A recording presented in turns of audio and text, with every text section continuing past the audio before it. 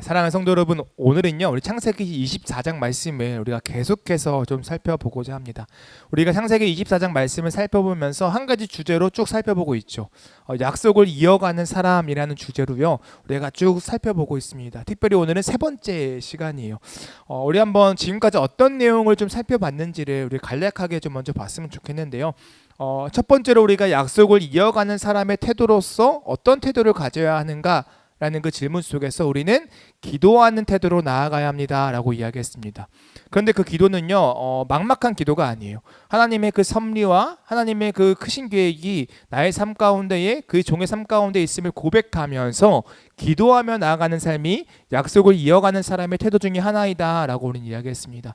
그래서 하나님의 섭리가 그 주님의 크신 계획이 나에게 있음을 믿는다면 그 믿음 가운데에 우리가 기도할 때 어떻게 기도해야 되냐, 내가 원하는 것, 내가 바라는 것을 이루게 해주세요라는 기도가 아니라 하나님이 그 세우신 나를 향한 그 섭리가 무엇인지를 내게 알게 해주세요라고 하는, 정말로 그 기도의 근본 원리가 무엇인지를 우리가 살펴보았죠. 그래서 기도란 무엇이냐, 하나님의 뜻을 알아가는 것이 기도다. 기도의 본질은 무엇이냐, 내가 원하는 것을 이루는 도구로서의 기도가 아니라 기도는 하나님의 뜻을 알아가는 통로로서의 수단이 바로 이 기도다라고 우리가 첫 번째 시간에 또 이렇게 이야기를 나누었습니다. 그리고 지난주도 하나님의 약속을 이어가는 사람의 태도에 대해서 두 번째로 이야기를 나눴는데요. 뭐냐면 하나님의 약속을 이어가는 사람은 늘 마음 가운데 하나님의 약속을 품어야 합니다라고 이야기를 했습니다. 왜냐하면 하나님의 약속이 마치 다 이루어진 것처럼 보이는 순간들이 있다라고 이야기를 했어요. 그러니까 이 아브라함의 종이요, 이 아브라함의 약속을 들고 정말로 아브라함이 말했던 그 고향으로 돌아가잖아요. 근데 그렇게 막막했던 와중에 이 종이 말도 안 되는 기도를 하죠. 하나님, 여기서 어떤 여인을 만나고 그 여인이 내게 물을 주고 또 내가 시키지도 않았는데 낙타애들에게 물을 주면 그 여인이 하나님이 예배하신 짝인 줄 내가 알게요 라고 기도했단 말이죠. 근데 그런 말도 안 되는 기도가 어떻게 돼요? 응답이 됐단 말이에요. 그리고 실제로 가봤더니 그 리브가가 누구예요?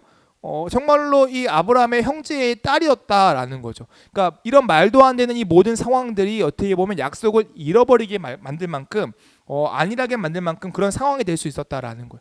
근데 그런 상황 속에서 이 종은 어떻게 해요? 안일한 태도를 가지고 있지 않았죠. 끝까지 하나님의 약속이 무엇인지를 기억하고 이 라반의 대접을 거부했죠. 내가 할 일이 있어. 내가 이 약속을 이룰 때까지, 하나님이 말씀하셨던 이삭의 배우자를 내가 데리고 갈 때까지 내가 먹지 않을 거야, 내가 쉬지 않을 거야 라고 이야기하면서 약속을 끝까지 품었다라는 거예요. 이게 약속을 이어가는 사람의 이제 두 번째 태도였다라는 거죠. 약속을 잊지 않는 거, 안일하게 생각하지 않고 약속을 늘 마음에 품으며 살아가는 거.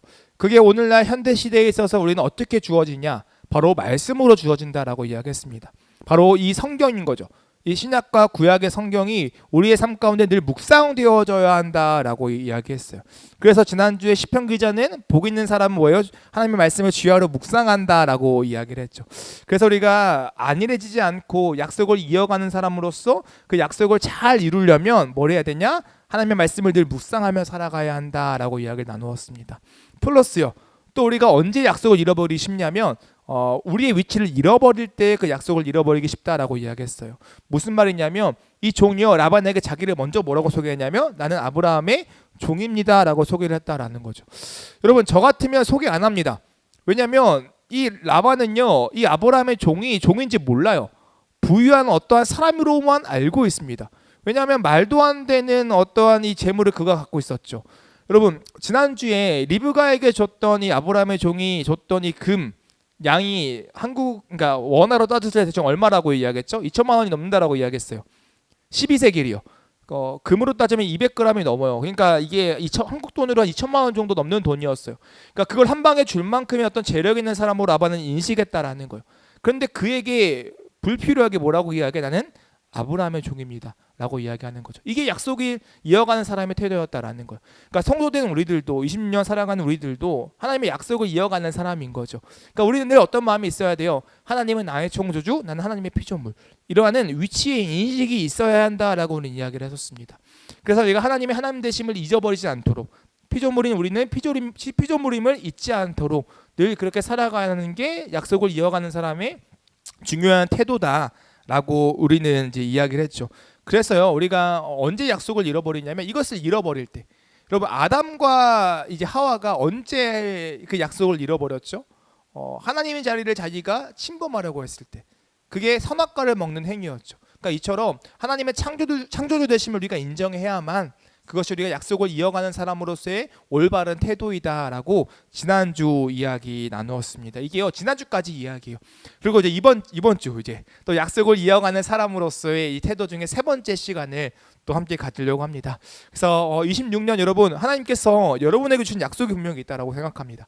그리고 그 약속은요 끊긴 것이 아니었어요. 어떻게 보면 여러분이 태어난 그 순간부터 하나님께서 여러분에게 주신 약속이 현재까지 이어진다라고 생각합니다. 그래서 그 약속을 이어가는 사람으로서 내가 또 어떤 태도를 가져야 하는지, 성경은 무엇을 이야기하는지를 오늘 말씀을 통해서 깨닫고 또 26년 그 약속을 향해서 열심히 달려가는 우리가 되었으면 좋겠습니다. 우리 말씀을 좀 살펴보겠습니다.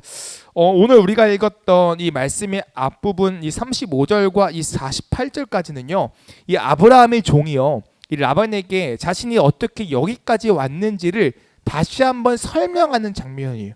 그래서 실제로 이 35절과 48절의 내용은요 이 24장 앞절에 한 번씩 나왔던 내용들입니다. 그러니까 반복되어지는 내용이다라는 거예요.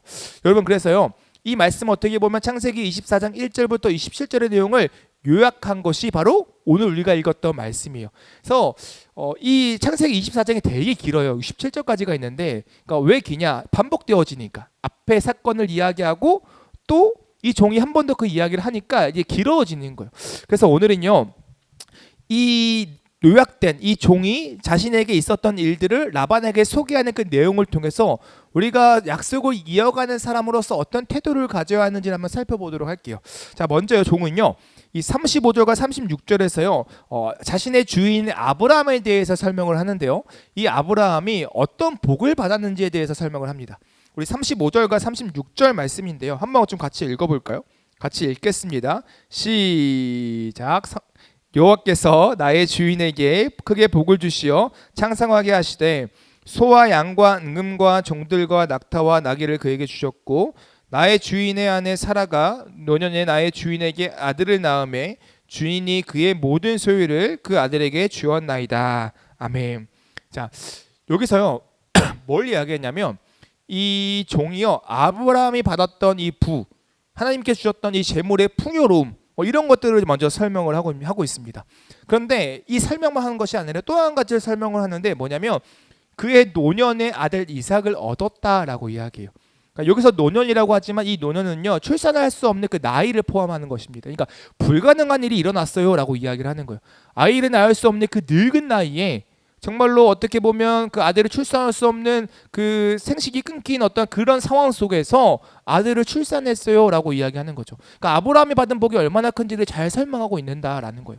그리고 여기서 끝나면 좋잖아요. 근데 끝나지 않아요. 이제 뭘 이야기하냐면 그 아브라함이 그렇게 받았던 그 수많은 재물이 그 노년에 얻었던 그 독자 아들 이삭이 다 물려받았어요라도 이야기하는 거예요. 여러분, 이때 아브라함은 종은요 아들 이삭이 모든 소유를 받았다라는 사실을 이야기합니다. 한번 생각을 해볼게요. 왜 이걸 굳이 이야기하는 걸까요? 아브라함이 복을 많이 받았어요. 돈도 많이 벌었어요. 부유해요. 그리고 노년에 아들을 얻었어요. 그런데 그 아들이 이 아브라함의 모든 부를 물려받았어요 라고 이야기하는 거예요. 왜 굳이 이런 이야기를 할까요? 우리가 잘 생각해봐야 합니다. 아브라함의 복에 대해 설명하는 거면 이삭이 그 복을 물려받았다는 이야기를 할 필요가 없어요. 아브라함이 이렇게 복 받았어요. 아들까지 얻었어요. 대단하죠? 나는 그런 아브라함의 종이에요 라고 이야기하면 된다라는 거예요.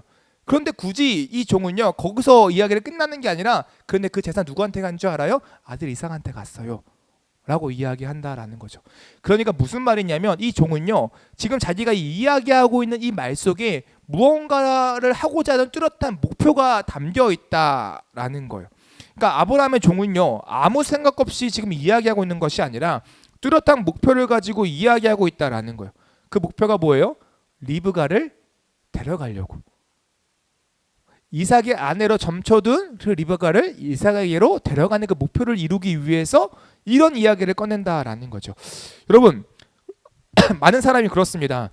뚜렷한 목표를 가지고 있으면요 사람은요 말과 행동이 달라져요. 그러니까 아무렇게 말하지 않고요 아무렇게 행동하지 않습니다. 목표가 있는 사람은요 그 말과 행동에 어떠한 의미가 담겨 있기 마련이에요. 이게 어디에 잘 나타날까라고 고민해 보니까 남녀 사이에 잘 나타납니다. 여러분, 이 초등학생들, 꼬맹이들의 이 말과 행동을 보면요, 의도가 별로 없어요. 걔네는 생각이 없어. 그냥 하고 싶은 대로 행동해요. 그런데요, 청년들, 여러분 군대 갔다 온 청년들, 북학생 오빠들 말과 행동에 의도가 있습니다. 경험해 본 사람들은 알아요. 그분들의 말과 행동이 가볍지 않습니다. 그러니까 특별한 의도를 가지고 말과 행동한다라는 거죠. 왜요? 그분들에게 뚜렷한 목표가 있거든요. 뭐 말하지 않아도 아시죠? 어떤 목표인지는요. 그런 게 있다라는 거예요. 그러니까 어떻게 보면 지금 이 종도요, 아브라함이 누군지를 설명하면서 단순히 아브라함을 소개하기 위해서 하는 것이 아니라는 거예요. 자신이 받았던 그 약속을 이어가기 위한 뚜렷한 목표를 가지고 지금 라반에게 자신에게 있었던 일들, 자신이 경험했던 일들을 지금 설명하고 있다라는 거죠. 여러분, 그래서 아마 이 종은요, 그런 이야기를 하면서 라반이 어떤 사람인지를 이미 파악했던 것 같아요. 그러니까 라반의 심성이 되게 권력욕이 많고 명예욕이 많고 이런 어떤 이 부에 대한 욕심이 많았다라는 어떤 그런 그 사람의 기질을 파악해서 일부러 근데 있잖아, 그 부유한 거 이삭에다 물려받는다 라고 이야기할 수도 있다라는 거예요. 이건 가정입니다. 이렇게 상상해 볼 수 있다라는 거예요. 아니면 이 종은요, 이런 이야기를 꺼낸 것이 리브가를 데려가기에 되게 유익하다, 긍정적인 요소로 작용할 거야 라고 생각을 하고 이야기할 수도 있다라는 거예요. 근데 어찌됐든 뭐 전자든 후자든 지금 이 종은요, 이런 이야기를 하는 데 있어서 의도성을 가지고 어떤 뚜렷한 목표를 가지고 이야기를 하고 있다라는 거죠. 여러분, 그렇게 이 종은요, 앞으로의 이제 이야기를 쭉 살펴보면요, 얼마나 이 종의 뚜렷한 목표를 가지고 이 목표를 이루기 위해서 얼마나 지혜롭게 행동하는지 우리가 더 살펴볼 수 있습니다. 한번 계속 봐볼게요. 우리 37절과 38절 말씀인데요, 한번 같이 읽어보겠습니다. 한번 읽어보겠습니다. 37절과 38절 시작. 나의 주인이 나에게 맹세하게 하여 이르되 너는 내 아들을 위하여 내가 사는 땅 가나안 족속의 딸들 중에서 아내를 택하지 말고 내 아버지의 집, 내 족속에게로 가서 내 아들을 위하여 아내를 택하라 하시기로. 네. 자, 여러분, 이 37절과 38절은요, 이제 라반에게 뭘 이야기하는 거냐면 아브라함이 자신에게 명령한 바를 이야기하는 거예요. 그리고 그거에 대해서 라반에게 설명하는 거죠. 그런데요, 실제로 이 이야기를 보면요, 좀 다릅니다. 그러니까 아브라함이 아브라함에게 종에게 이야기했던 내용하고요, 그리고 이 아브라함의 종이 자신이 이렇게 들었어요라고 소개하는, 라반에게 소개하는 그 내용이요, 달라요.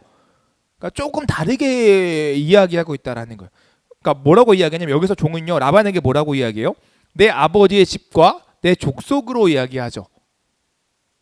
그렇죠? 38절이에요. 내 아버지의 집, 내 족속에게로 가서 내 아들을 위하여 아내를 택하라고 했다. 아브라함이 그렇게 이야기했어요라고 이야기하죠. 근데 실제로요, 아브라함은 그렇게 이야기하지 않습니다.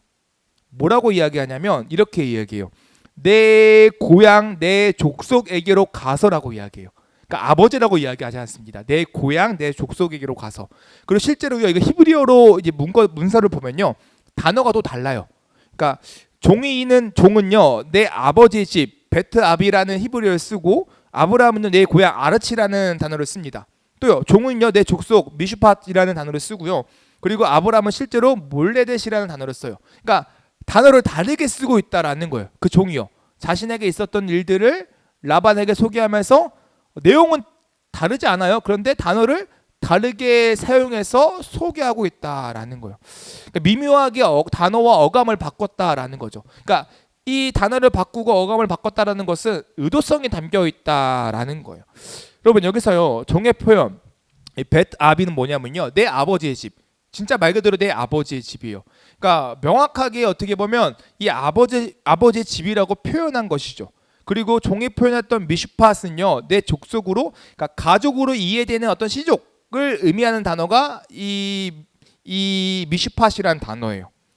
그러니까 좀 더 범위를요, 좁힌 거예요. 아브람은 좀 더 넓게 이야기했다면 이 종은요, 좀 더 좋은 의미로서의 가족을 더 지칭해서 이야기하고 있다라는 거죠.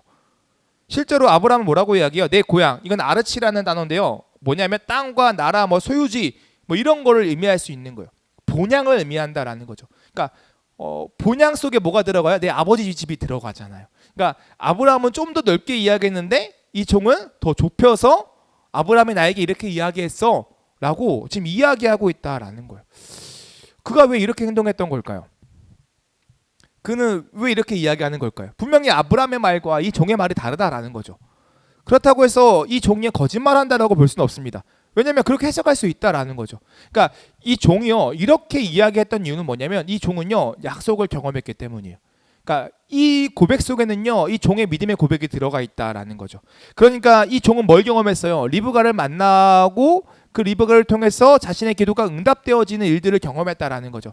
그러면서 머리에 확신했어요. 아, 아브라함을 통해서 약속을 이어가였던 내용이 바로 내 아버지의 집과 내 족속에 대한 이야기구나. 그래서 그것을 고들의 믿음을 고백을 담아서 라반에게 설명하고 있다라는 거죠. 그래서 이 아브라함의 종은요 그 확신 속에서 그 약속을 이어가기에 좀 더 확고하게 라반에게 이야기하고 있는 거예요. 내가 나의 주인 아브라함에게 이런 명령을 받았는데 이런 명령 받은 거 바로 너 리브가 딸이었어. 이것을 확실하게 이야기하고 있다라는 거죠.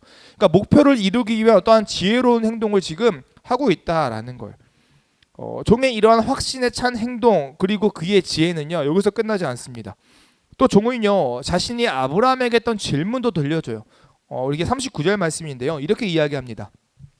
내가 내 주인에게 여쭈되 혹 여자가 나를 따르지 아니하면 어찌하리까 한즉이라고 이야기합니다. 그러니까 이것도 아브라함과 종의 대화 속에서 있던 내용이에요. 그리고 이렇게 물었더니 이제 뭐라고 대답했냐면 40절입니다. 주인이 내게 이르되 내가 섬기는 여호와께서 그의 사자를 너와 함께 보내어 내게 평탄한 길을 주시리니 너는 내 족속 중 내 아버지 집에서 내 아들을 위하여 아내를 택할 것이니라 라고 이야기합니다. 자, 여러분 이게요 지금 저희가 읽었던 이 내용이 실제로 아브라함이 종에게 했던 표현이 아니라 이 종이 지금 라반에게 설명하는 표현이에요. 이렇게 내가 아브라함에게 물었고 아브라함이 나에게 이렇게 대답했어요 라는 것을 설명하는 표현입니다. 이 표현도 좀 미묘하게 다른 게 있을까요 없을까요? 있어요. 이것도 조금 달라졌어요. 여러분 먼저 종은요 아브라함에게 자신이 했던 질문을 통해 여자가 자신을 따라오지 않는다면 하나님이 택하신 배우자가 아니라는 사실을 흘리는 거예요. 그러니까 이런 이야기를 통해서 이 말은 즉슨 뭐예요? 하나님이 택하신 배우자라면 당연히 여자가 따라가야 한다라는 그 정보를 알려줬다라는 거죠. 그러니까 부드럽게 자신이 원하는 바를 흘려보냈다라는 거예요. 그리고 실제로 이 종은요 라반에게 설명해주는 말을 살펴보면요 아브라함에게 자신이 했던 질문을 한 가지를 생략해버립니다. 뭐냐면 5절에요 이렇게 이야기합니다. 제가 읽어드릴게요. 실제로 종과 아브라함의 대화 속이에요. 이거는요 5절입니다. 종이 이르되 여자가 나를 따라 이 땅으로 오려고 하지 아니하거든 내가 주인의 아들을 주인이 나오신 땅으로 인도하여 돌아가리까 라고 이야기합니다. 뭐가 추가되냐면 이거예요. 내가 주인의 아들을 주인이 나오신 땅으로 인도하여 돌아가리까. 이 부분이 아까 라반과의 대화에서는 생략된 거죠. 이게 무슨 말이에요? 만약에 그 여자가 따라오지 않으면 이삭을 거기로 데려가도 돼요? 라고 묻고 있는 거죠. 그러니까 이 정보를 굳이 생략한 거예요. 왜냐하면 이것을 주면 라반은 어떤 생각을 해요? 이삭이 올 수도 있는 거야? 이삭이 여기로 올 수도 있는 거야? 이런 생각을 할 수 있다라는 거죠. 그러니까 이 종은요 그 대화 속에서 일부러 그 부분을 쏙 빼고 뭘 해요? 내가 아브라함에게 물어봤어. 혹시 이 여자가 이것으로 오지 않으려면 어떻게 해요? 이렇게 물어봤다라는 거. 이 얘기만 하고 있는 거예요. 또요. 이 종은요 아브라함이 이 종에 대한 그 대답도 다르게 설명합니다. 실제로 뭐라고 이야기하냐면 40절에 이렇게 소개해요. 라반에게요. 주인이 내게 이르되 내가 섬기는 여호와께서 그의 사자를 너와 함께 보내어 내게 평탄한 길을 주시리니 너는 내 족속 중 내 아버지 집에서 내 아들을 위하여 아내를 택할 것이니라 라고 이야기합니다. 여러분 먼저 여기서 이 종은요 뭘 생략하냐면 아브라함이 이 라반이 머물고 있는 이 땅의 출신이라는 사실을 생략합니다. 여러분 그래서 실제로요 이 아브라함은요 7절에서 이 종에게 이렇게 이야기합니다. 나를 내 아버지의 집과 내 고향 땅에서 떠나게 하시고 내게 말씀하시며 내게 맹세하여 이르시길라고 이야기해요. 그리고 뭘 여기서 또 추가했냐면 이거예요. 내가 섬기는 여호와라는 단어를 추가해버립니다. 무슨 말이냐면 아브라함과 이 종의 대화 속에서 내가 섬기는 여호와라는 말이 없었어요. 그런데 이 라반에게 이 아브라함과 있었던 일들을 소개하면서 뭐가 추가돼요? 내가 섬기는 여호와라는 그 말이 추가된다라는 거죠. 그러니까 이는 아브라함이 어떤 자이냐 하나님을 섬기는 자다라는 그 사실도 자연스럽게 거짓말하는 게 아니잖아요. 자연스럽게 추가하면서 라반에게 그 정보를 전달하고 있다라는 거죠. 그리고 그런 하나님께서 종인 자신과 함께 하셔서 아내를 택하게 하셔서 이것까지 오게 되었어라고 지금 이야기하고 있다라는 거죠. 그러니까 이 종의 말 속에는요 엄청난 전략이 들어가 있다라는 거예요. 그러니까 소위 지혜라고 이야기할 수도 있는 거죠. 생략과 반복을 통해서 자신이 이루고자 하는 그 목표를 이루기 위해서 약속을 이어가기 위해서 어떠한 수단들을 지혜로운 방법들을 쓰고 있다라는 거예요. 그럼 이러한 종의 전략 여기서 끝날까요? 끝나지 않습니다. 얘가 기가 막혀요. 진짜 여러 가지 이 전략을 많이 씁니다. 우리 22절인데요. 우리 22절 한번 같이 읽어보겠습니다. 같이 읽겠습니다. 시작. 낙타가 마시기를 다음에 그가 반세겔 무게의 금 없으시죠? 제가 읽어드릴게요. 낙타가 마시기를 다음에 그가 반세겔 무게의 금 코골이 한 개와 10세겔 무게의 금 손목걸이를 한 쌍을 그에게 주며라고 이야기합니다. 여러분 이게 뭐냐면요. 이제 이 아브라함의 종과 리브가가 처음 만났을 때의 일을 기록한 내용이에요. 그러니까 순서가 어떻게 됐냐면 이 아브라함의 종이 리브가를 만납니다. 그리고 리브가가 이 아브라함의 종과 낙타들에게 물을 줘요. 그 다음에 뭐예요? 이 종이요 보석을 줍니다. 그리고 물어요. 보석을 준 다음에 물어요. 너 누구 딸이야? 라고 물어요. 이게 실제적인 사건의 어떠한 이 순서예요. 그런데 실제로요 종은 라반에게 이 사건을 어떻게 설명하냐? 좀 순서를 바꿔서 설명합니다. 그게 46절과 47절 말씀이에요. 네, 46절과 47절 말씀인데요.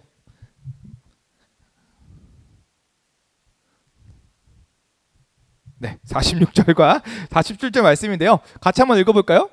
네, 같이 읽겠습니다. 시작. 그가 급히 물동이를 어깨에서 내리며 이르되 마시라 내가 당신의 낙타에게도 마시게 하리라 하시기로 내가 마시매 그가 또 낙타에게도 마시게 한지라 내가 그에게 묻기를 내가 네 딸이냐 한즉 이르되 밀가가 나홀에게서 나오는 부두엘의 딸이라 하기로 내가 코걸이를 그 코에 끼고 손목걸이를 그 손에 끼우고 라고 얘기합니다. 여러분 순서가 어때요? 달라졌죠. 여러분 여기서 종을 설명하기를 먼저 뭐라고 해요? 리브가에게 너 누구 딸이야? 라고 물었다라고 해요. 그리고 이 리브가가 대답하니까 그제서야 뭐예요? 코걸이와 손목걸이를 줬어 라고 이야기한다라는 거죠. 근데 실제적인 사건은 어떻게 해요? 순서가 바뀌었죠. 먼저 손목걸이와 코걸이를 주고 그 다음에 뭐예요? 너 누구 딸이니? 라고 물었다라는 거예요. 근데 종은요 이것을 자연스럽게 바꿔서 라반에게 지금 설명하고 있다라는 거죠. 종이요 왜 이렇게 순서를 바꿔서 이야기한 걸까요? 그러니까 그것도 다 의도가 담겨 있다라는 거죠. 자신이 리브가에게 코걸이와 손목걸이를 선물한 것은 리브가가 하나님이 예비하신 이삭의 배우자임을 자신은 확신했기 때문에 그것을 줬다라는 거예요. 왜냐하면 여러분 그 당시에요 이 여인들에게 결혼 지참금을 주게끔 되어 있습니다. 그리고 그 종이 가지고 있던 금, 이 코걸이와 이 손목걸이는요 결혼 지참금의 하나였다라는 거예요. 그래서 이 여호와의 종이 이 리브가에게 이 손목걸이와 코걸이를 줬다라는 것은요 나에게 물을 줘서 고마워, 낙타에게 물을 줘서 고마워, 이 감사의 표시가 아니라 그래 너가 바로 이삭의 배우자다 라는 표시로서의 어떤 하나로서 그것을 줬다라는 거예요. 그렇기 때문에 라반에게 그것을 이야기하고 설명할 때 그는 이미 확신이 있었죠. 누가요? 리브가가 하나님이 말씀하셨던 이삭의 배우자라는 거. 그래서 내가 그 아브라함 주인의 말대로 그 고향 아까 베트아비 그 아버지의 집을 따라서 그 가족의 시족을 따라서 이곳에 왔는데 너의 동생 그 리브가를 만났고 그 리브가에게 물어보니까 마침 부두엘의 딸이래. 그래서 내가 확신에 차서 그 결혼 지참금으로서의 어떤 손목걸이와 코걸이를 줬어 라고 지금 이렇게 설명하고 있다라는 거예요. 순서가 바뀌긴 했지만 그 순서 속에서 지금 이 여호와의 종이 하고자 하는 바가 무엇인지 명확하게 드러난다라는 거죠. 약속을 이어가는 사람으로서 라반에게 확신을 주기 위하여 그것을 표현하고 설명하고 있다라는 거예요. 여러분 그리고 이 종은요 마지막에도 이렇게 결정타를 나릅니다. 우리 49절 말씀인데요. 49절 한번 같이 읽어볼게요. 같이 읽겠습니다. 시작. 이제 당신들이 인자함과 진실함으로 내 주인을 대접하려거든 내게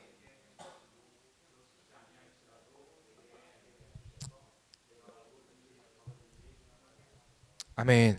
자 여러분 뭐라고 해요? 이 마지막 결정권을 라반에게 넘겨버리는 거예요. 그러니까 자기가 이런 대화 속에서 수많은 어떠한 의도성을 가지고 다 해놓고 마지막에 그래서 너가 결정해봐. 어떻게 할 건데 너 거역할 수 있겠어? 와 이렇게 하는 거죠. 그리고 우리가 읽진 않았지만 실제로 50절에 그 이후의 절에 뭐 어떻게 해요? 라반이 결정합니다. 내가 여호와의 말을 어떻게 거역하겠습니까? 라고 이야기하면서 어떻게 보면 리브가의 이 결혼을 승낙을 하죠. 그러니까 그런 사건들이 뒤에 펼쳐진다라는 거예요. 여러분 이 아브라함의 종은요 약속을 이어가는 사람으로서 살아갔습니다. 여러분 이 종의 신분이 비천하잖아요. 그러니까 약속을 이어가는 사람으로서 매우 부담스러운 자리일 수 있다라는 거예요. 그런데 그는요 그 약속을 이어가는 사람의 그 직분을 가볍게 여기지 않았습니다. 최선을 다해서 그 삶을 이어갔어요. 그의 삶 가운데 하나님의 섭리가 있는 줄 알았습니다. 그리고 기도간 하나님의 응답을 받았어요. 그러나 그는 여전히 안일하게 생각하지 아니하고 어떻게 하면 그 약속을 최종적으로 이루어갈까를 고민하면서 생각하면서 전략적으로 지혜롭게 그 상황을 헤쳐나갔다라는 거죠. 여러분 약속을 이루기 위해서 이와 같이 행동했던 이 아브라함의 종, 이 아브라함의 종을 어떻게 평가하시나요? 이 종의 태도를 어떻게 보시나요? 저는 이 말씀을 보면서 읽으면서 솔직히 말하면요 좀 부럽기도 했습니다. 대단하다라고 생각을 했어요. 왜냐하면 이런 지혜가요 원한다라고 해서 생기는 건 아닌 것 같더라고요. 이런 재치가 내가 바란다라고 해서 주어지는 게 아니더라고요. 나 같으면 그런 상황이면 하다가 끝날 수도 있는 문제잖아요. 그런데 그럼에도 불구하고 이 종은요 이렇게 급박하게 일어가는 이 빨리 움직이는 이런 상황 속에서 지혜롭게 이 모든 상황들을 대처하고 행했다라는 사실 자체가요 너무나 부럽게 느껴졌습니다. 여러분 어떠세요? 이 종의 이러한 지혜로움을 어떻게 보시나요? 그럼 성경은요 이 성도에게 이와 같은 지혜가 필요하다라고 이야기를 합니다. 이 세상을 살아가는 성도들에게는요 이런 지혜가 필요하다라고 이야기해요. 특별히 약속을 이어가는 사람은 더욱더 이런 지혜가 필요하다라고 생각합니다. 특별히 이 지혜는요 잠언에서 많이 소개되어지죠. 잠언 9장 10절에요 이런 얘기가 있습니다. 여호와를 경외하는 것이 지혜의 근본이요 거룩하신 자를 아는 것이 명철이다라고 이야기합니다. 그러니까 이 지혜가 우리에게 필요하고 그 지혜가 무엇이냐? 여호와를 경외하는 것이다라고 이야기하죠. 여러분 그리고 이 지혜를 여호와를 경외하는 것이라고 이야기하고 이후에 또 뭐라고 이야기하냐면 곧 아비의 훈계와 내 어미의 법을 떠나지 않는 것이 곧 지혜고 여호와를 경외하는 거야 라고 또 이야기합니다. 그러니까 여러분 여기서 이 아버지의 훈계와 어미의 법을 떠나지 않는다라는 것은 성경에서 뭘 이야기하냐면 율법을 이야기해요. 그리고 율법은 오늘날 이렇게 뭘 이야기하냐? 십계명을 이야기하고 십계명은 뭐예요? 성경 그 한 권 자체를 의미한다라는 거죠. 그러니까 여호와를 경외함이 뭐예요? 아버지의 말씀대로 살아가는 거, 성경의 가르침대로 살아가는 거, 그 성경을 사랑함으로 살아가는 거, 그것이 여호와를 경외하는 것이고 그것이 참된 지혜다라고 이야기한다라는 거.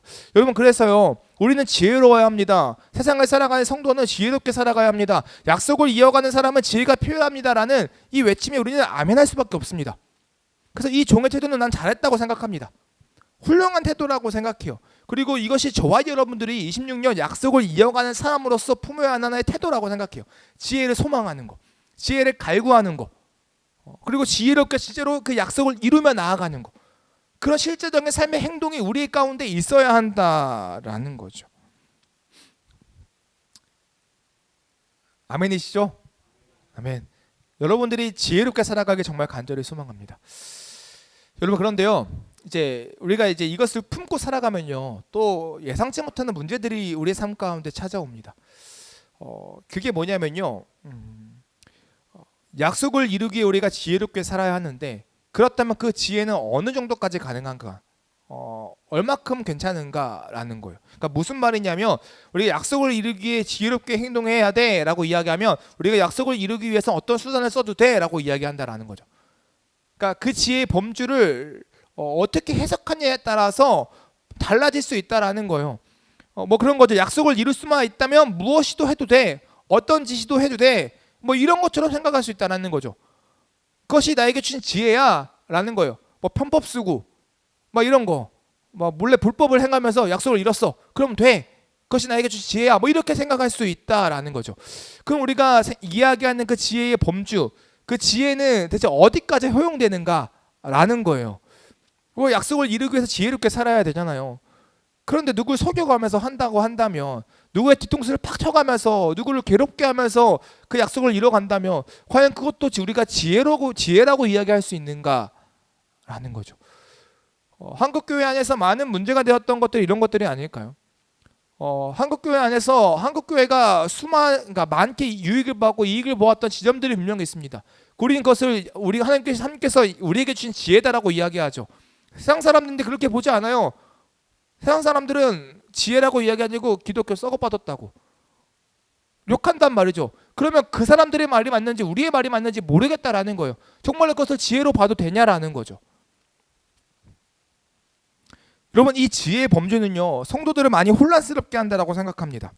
왜냐하면 이는 어디까지 우리가 지혜를 발휘해야 하는가라는 그 질문과 연결되어져 있기 때문이에요.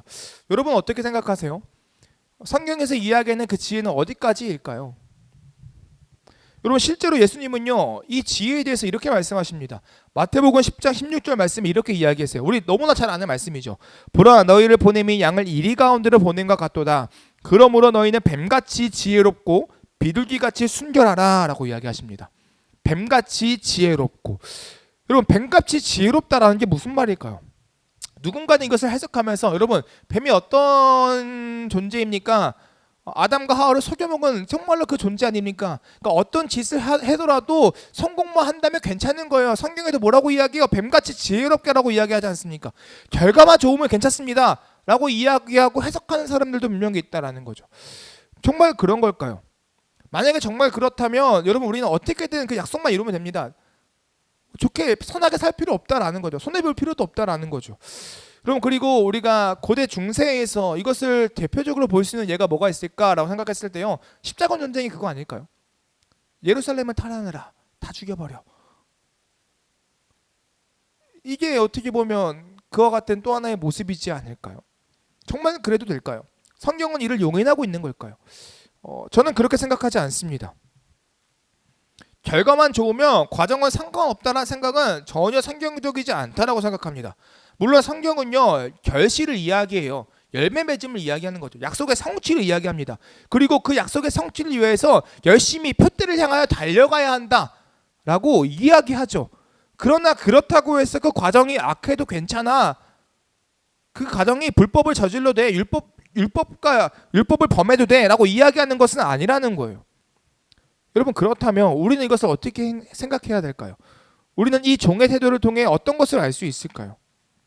여러분, 지혜의 근본이 무엇인지를 생각해 봐야 합니다. 잠언은 이야기하죠. 지혜의 근본은 여호와를 경외함이다 라고 아까 이야기했습니다. 여러분, 여호와를 경외함이 뭐예요? 아비의 훈계와 어미의 법을 떠나지 않는 것이다 라고 이야기했어요. 어미의 그 법을 떠나지 않는 것, 즉 하나님의 말씀을 떠나지 않는 것이다 라는 거죠.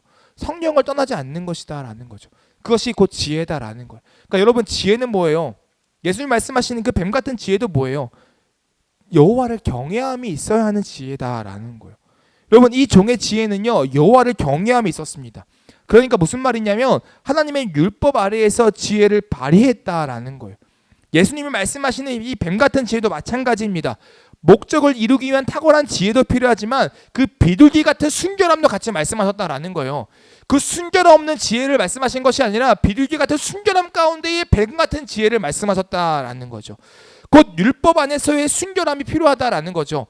그 안에서의 약속을 이루기 위한 지혜가, 뱀 같은 탁월한 지혜가 필요하다라는 거예요. 그래서 마태복음 10장 16절도요, 그냥 얘기하시는 것이 아니라 먼저 이렇게 이야기하는 거예요. 양은 이리 가운데를 보낸 것 같도다. 여러분, 이리 가운데에 놓여진 양, 지혜가 필요해요. 살아남으려면, 그 약속을 성취하려면 정말로 지혜가 필요하다라는 거죠. 뱀 같은 지혜. 그런데 그 뱀 같은 지혜가 더러운 행동을 하라는 소리가 아니라 비둘기 같은 순결함 가운데 하나님의 약속을 너희가 잘 기억하며 믿음으로 순종하며 그와 같은 그 율법 안에서의 그 뱀 같은 지혜가 필요해 라고 이야기하는 거예요. 여러분, 오늘 말씀을 봐도 그렇습니다. 이 여호와의 종에게 있어서 이 라반이 어떤 존재예요? 이리 같은 존재인 거죠. 어떻게 보면요, 여호와의 종은 어떤 존재예요? 양 같은 존재예요. 그러한 치열한 어떠한 이 싸움 속에서 여호와의 종은 어떻게 해요?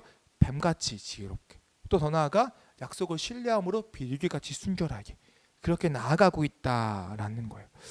여러분, 그러니까요, 이 뱀과 같은 지혜는 하나님의 율법을 떠나지 않습니다. 그리고 이 율법, 하나님 사랑과 이웃 사랑 안에서 우리는 그 뱀 같은 지혜로움을 따라서 하나님의 약속을 이뤄가야 한다라는 거예요. 그 지혜는 하나님을 경외함, 곧 하나님의 사랑과 이웃 사랑을 절대 벗어나서는 안 된다라는 거죠. 그것이 약속을 이어가는 사람이 가져야 하는 태도, 지혜를 사모하는 태도이다라는 거예요. 사랑하는 성도 여러분, 우리가 약속을 이어가는 사람으로서의 태도를 계속해서 살펴보았습니다. 오늘 말씀은 특별히 이 여호와의 종이 갖고 있는 이 지혜에 대해서 우리가 나누어 봤어요. 우리의 약속을 이어가기 위해서는 우리에겐 지혜가 필요합니다. 여러분, 기도했다고 땡이 아니에요. 여러분, 말씀 묵상만 한다고 땡이 아닙니다. 그 약속을 이어가기 위해서 우리가 마주하는 수많은 세상에 어떠한 문제들이 있어요. 그러니까 이리들을 만난다라는 거죠. 우린 양 같은 존재들입니다. 그 속에서 뭘 해야 돼요? 뱀같이 지혜롭게 살아내야 합니다.